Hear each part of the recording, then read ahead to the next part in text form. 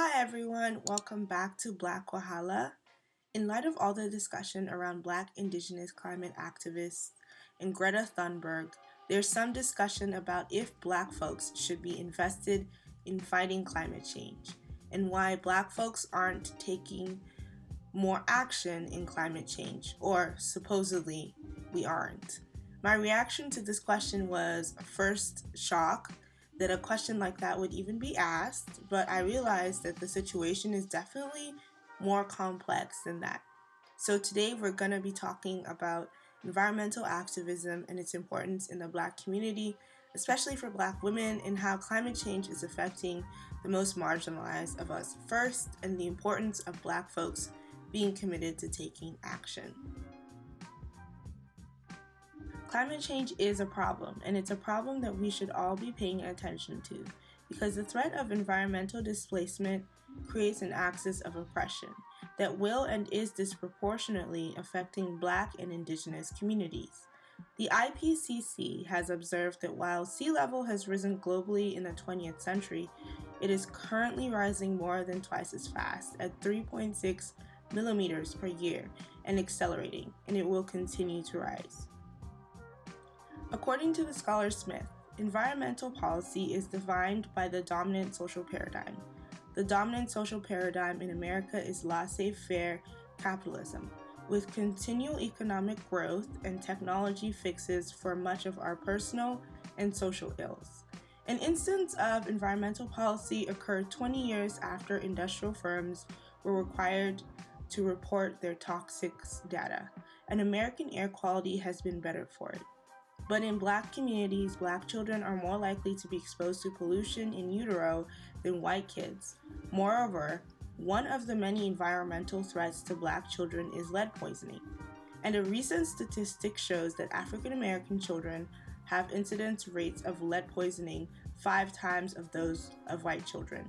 In other parts of the world, such as Africa, climate change is posing a great challenge. For example, about 65% of Africans depend on rain-fed agriculture, which provides vulnerability because of the dependence on a depleting resource. If you look at the back of my house, it's not better for this flood. The mud house, it's all, in fact, it has collapsed. So when people come back to their home, it is difficult.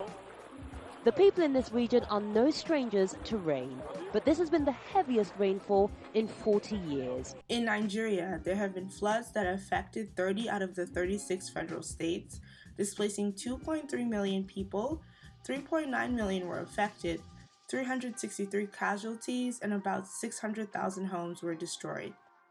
In South Africa, Black South Africans continue to live on the most damaged land in the most polluted neighborhoods, often adjoining mine dumps, waste sites, or polluting industries, without adequate services of refuse removal, water, electricity, and sanitation.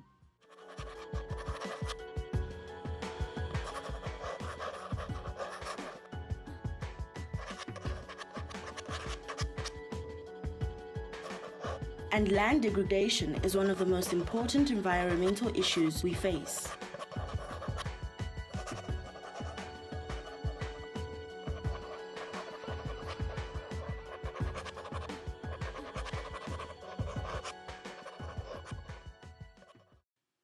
So, it's obvious that climate change is definitely an issue for our communities and for women of color. This issue is even more pertinent.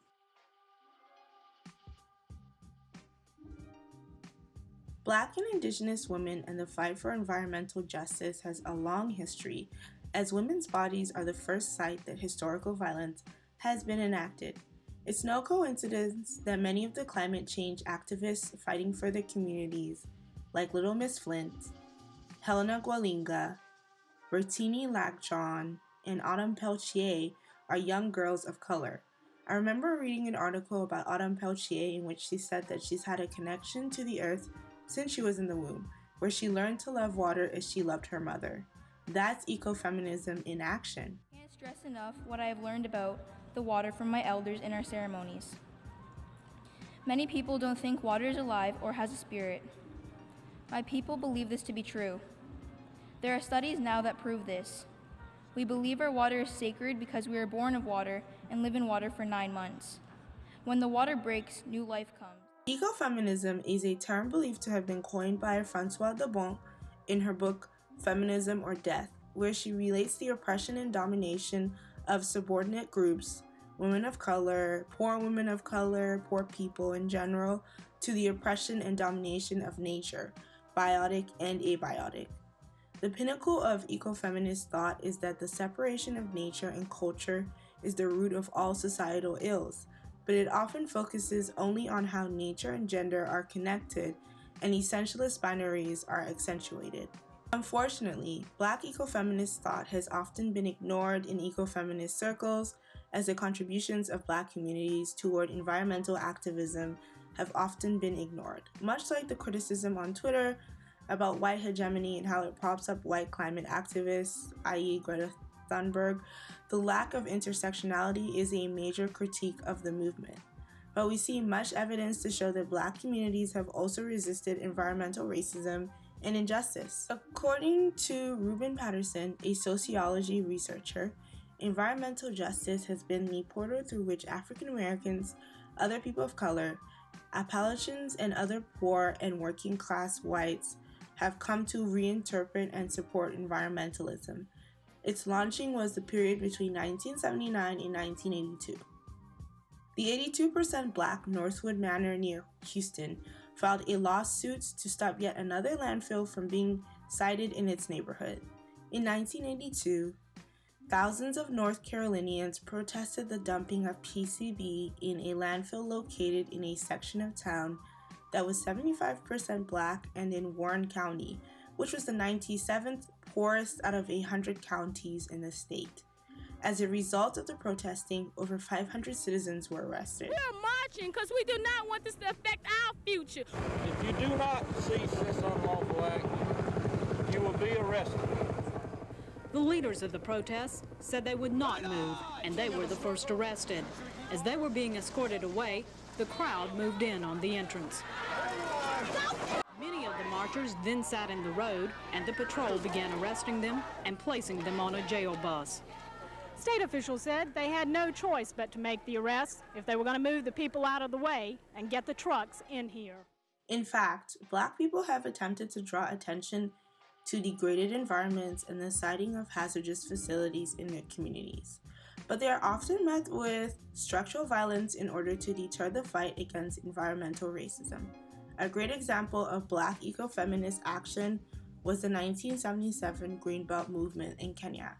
This movement was initiated by Professor Wangari Maathai, and it was a rural tree planting program led by women. They planted 1,000 trees and formed the Green Belt. This work still continues today. Because the people at the top have power. Because they have power, they have control of resources, they have a lot of privileges, and they can continue to increase these privileges from where they sit.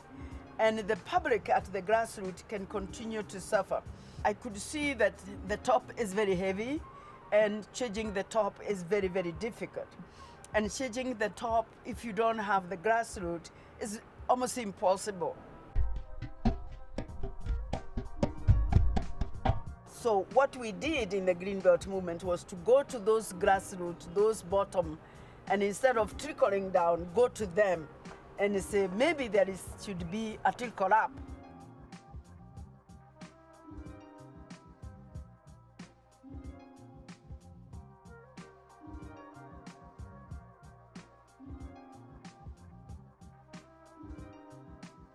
Tree has a personality, and as it grows and it changes the landscape, it also seems to change the minds of the people, and it brings with it a certain rapport that actually encourages people to do more, so that you start with a few farmers, and before you know, so many other farmers want to also participate.